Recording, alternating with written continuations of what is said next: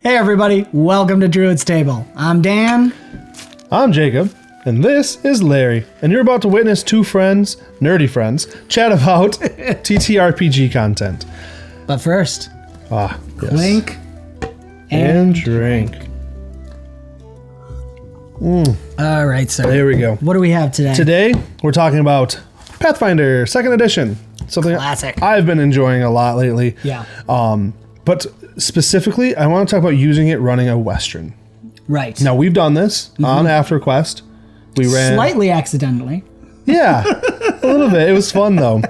I loved it. It was a great time. So if you get a chance, check it out. It's we ran Outlaws of Alkenstar, a little twisted, but just it was a really good time. It's a good show. Give it a watch if you haven't. Yep. But we're gonna talk about using Pathfinder to run a Western game. Cool. Now I have a lot of thoughts, especially now that we have the experience. Well, first of all, how did you enjoy it? I know you had some comments before. With Outlaws of Alkenstar? Yeah. Yeah, no, I really did. It ended up, again, it was kind of accidental that we ended up in this low magic sort of setting, which I think the Pathfinder system lends itself to in some ways. Yeah. With some of the rules. I think the only thing we had talked about was the damage. Guns felt a little weak, but Right. as we discussed the rules more, we realized what we were missing in there. Right. We were missing some things for our first try with... Well, then I also went back and looked. You didn't use your guns that much. I didn't. You did a lot of helping and aiding your allies or weakening the enemies. And it wasn't a major... It's not like I wasn't complaining. Yeah. I was just like, a gun. Yeah. It's a gun. It Right. should feel a little stronger. But then on top of that, we have Compass, who was a pro build for melee combat. Correct. Compared to my character, was not a gunslinger in the sense of min-max to gunslinging. Correct. He was more bard-like. Yeah. So, but it worked out. I mean, it was a really great story, and it felt great, and it kind of made it feel old timey too, in the sense of you got to hit. The guns aren't as accurate as guns today. correct. So, but then when you do hit the critical hit aspects, it really can hurt a lot. Yeah. So to bring it back around, Western game in Pathfinder Second Edition, is it possible? Absolutely yes. Now, after running, I do have some suggested variant rules. I would definitely choose the stamina rule. Now, that is on page 200 of the Game Master Guide. Great book. But what it does is it makes the combat a little bit more tense. And because there's not a lot of in-combat healing, so to speak. There's a little bit. right. But you end up in, because your typical healing potions don't work anymore. They're no longer, because that heals health points. There's no longer a thing. So using stamina, I like the idea of it being a role play of we're being shot at and they're near misses. Right. Even if it hits you, but your stamina rolls down, it's close enough to make you be like, ah! Right. Yeah, so then your stamina drops. Sure. Until then your stamina's out. I think I'm following, but quick clarification is stamina points replaces your hit points Correct. entirely. Yeah, There's not two different things. Okay, cool. And, so, and that's kind of fun. And then when you run out of stamina, that's when you start you go down. You get hits. Yes, okay. You go down to dying. I mean, because that adds that down feeling. dying. Cool. Yep. So to me, that adds that intensity of guns. Absolutely. And then it also allows for other characters, because there are other ways to do the stamina points. So it allows the encouraging words and stuff like that that are said. It's on like I said, it's on page 200 of the Game Master Guide. So that would lend itself nicely, I believe, to a Western style game. Right. Because then you're getting stamina points, and you can do things like you can take a feat called encouraging words. Right. And then so you're encouraging your teammates to keep going, keep pushing through. That could be helpful too for people, because I know in games we play in Open Legend or even a little in Swayed, of healing is more nebulous. It's not actually specifically wounds. Some people can have a hard time with that connection. Right, so but if you calling take away stamina points instead, that's different. And I like that feeling of the Western. You're pinned down behind a barrel, bullets are just starting to break that barrel down. I mean, your stamina is going to be wearing down. Oh, that's a good imagery. You're just curled up like this and bullets everywhere. Ugh. That's good. And if you get hit, you're dying. Because the flavor would be you're at 0 stamina, and now you've actually gone down to dying. Yeah. And then you go to wounded as you get healed. It's just, so it's kind of a interesting. That's really cool. Yeah, I think for story, it lends itself really nicely to that Western feel. It's a mechanic that helps with the flavor. Yeah. If I'm explaining that right, the mechanics lend themselves easier to that flavoring of deadly. Yeah. And Yeah, absolutely. So for our viewers, if you've used the stamina system, I'd love to hear how it went for you guys. So let us know, comment below. Yes. But going back around, we have an upcoming event coming up. I'm very excited about it. We're doing a Western game for the Forest Forge and our monthly collaboration with the Inn of Planar Crossroads. There it is. There you go. He was traveling the multiverse. Yeah, my mind went all over there. And Larry agrees. He's very excited for what's coming up in June. And my wife is too. Yes. But we're gonna build a Western module for Pathfinder Second Edition in our Forest Forge and then run it for our patrons. Yep. Which I think by the time this comes out, I'll probably have a card right above Jacob, so you can check that out. And upcoming will be the live game. Awesome. Yeah. So I want to break a rodeo. That's why you're excited. I'm so excited. Let Dan talk. No. So I want to build a rodeo using Pathfinder Second Edition, their subsystem called Victory Points, and I want to rename them to Rodeo Points.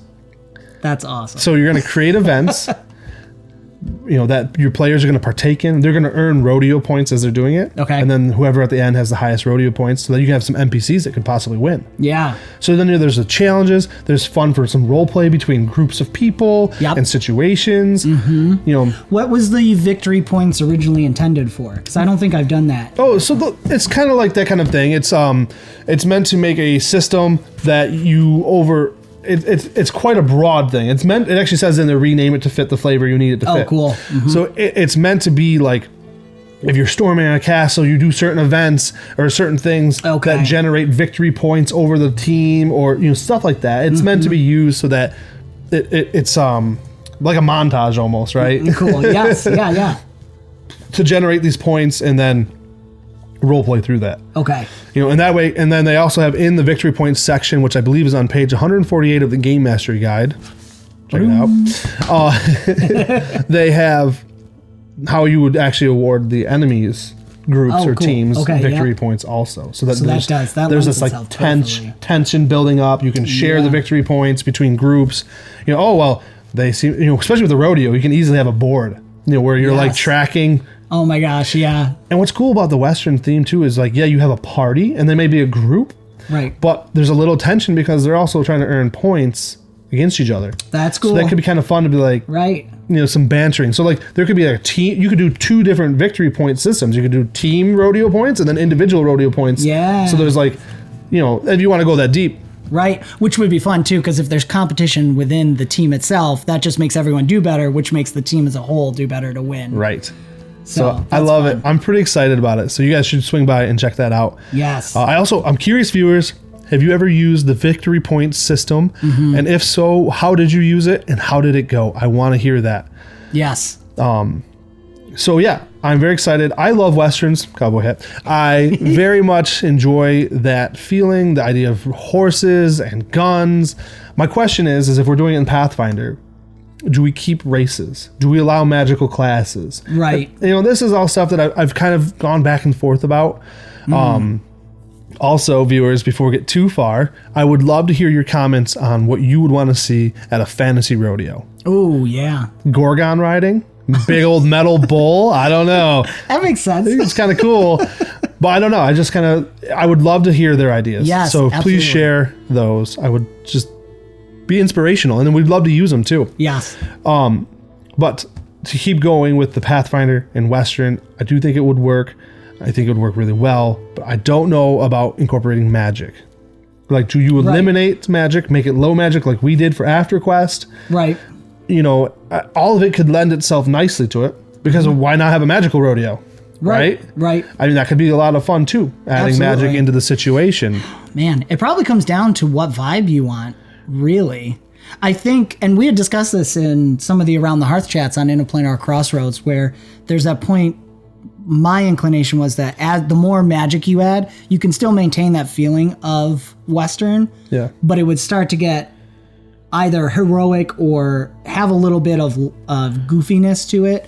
in the sense that's like, this is a Western, but also I have telekinesis and I can stop bullets like the Matrix. Sort of Right. thing. Like I'm going hyperbolic. Yeah, I know on what you're that, saying though. Yeah. So it would probably be a balance of how much. Like when we did Outlaws, we as the players decided we wanted to try and avoid classes with magic. Yep. And we weren't initially really necessarily, I don't think, as a group intending to go Western, but because of that and because of the setting for Alkenstar, it all just kind of went that way. And that's the thing. I want to build the rodeo in Alkenstar. Yeah. So I think sense. keeping limited magic is okay. Yeah. I'm not opposed to the other races. Absolutely. Yeah. I think maybe not elves fairies. and dwarves. Sure. You know, that could make sense. So I mean, that's just so if you were to run a Western in Pathfinder Second Edition, would you keep the magic? Yeah. Would you limit the magic? Or would you just allow it all? Let us know. Or if you've tried it, how did it go? Yeah.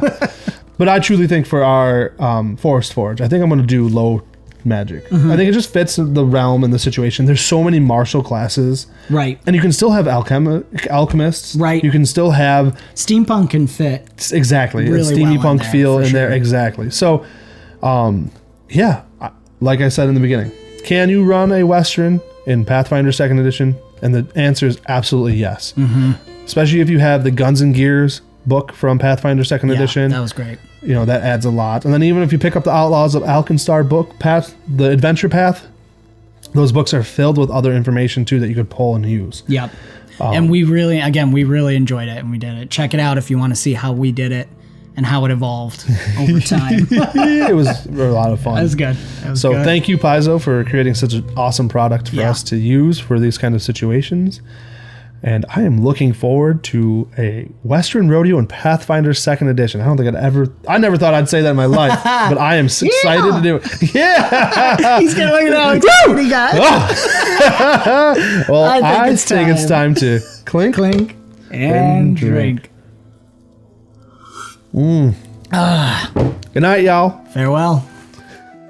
Hey everybody, click here to subscribe to the Avenue Studios channel and don't forget to check us out on Rumble and anywhere you find podcasts. Also, click here to check out our latest episodes of AfterQuest. AfterQuest. Clink and drink. Clink and drink.